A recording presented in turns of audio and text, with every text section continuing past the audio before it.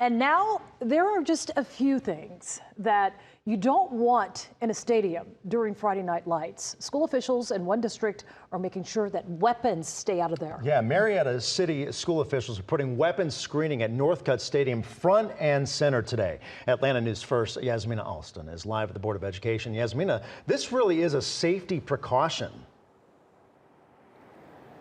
Yeah, and it's definitely an ease of mind for students and parents attending a game at that stadium, knowing that a gun or another weapon didn't make its way inside. And that's exactly what Marietta City School Board members are going to be discussing at their meeting here tonight. They're looking at a weapons detection system called Open Gate, which would be set up at Northcutt Stadium and at other large public events. This would be a new safety measure for the stadium because there currently isn't one.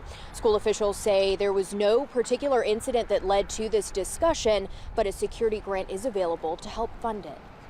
Not like a traditional metal detector where you're not having to take things out of your pockets and things like that. So it's just scanning for guns, knives, things of that nature. And allows the crowd to kind of come in, doesn't really impede too much on the environment of people walking into the stadium. It just allows us to kind of be a little more proactive and just ensure that everybody's safe. And school systems like Clayton County schools use similar safety measures at their stadium. The Marietta City School Board is expected to meet to discuss and vote on this tonight at 6. Live in Cobb County, Yasmina Alston, Atlanta News First.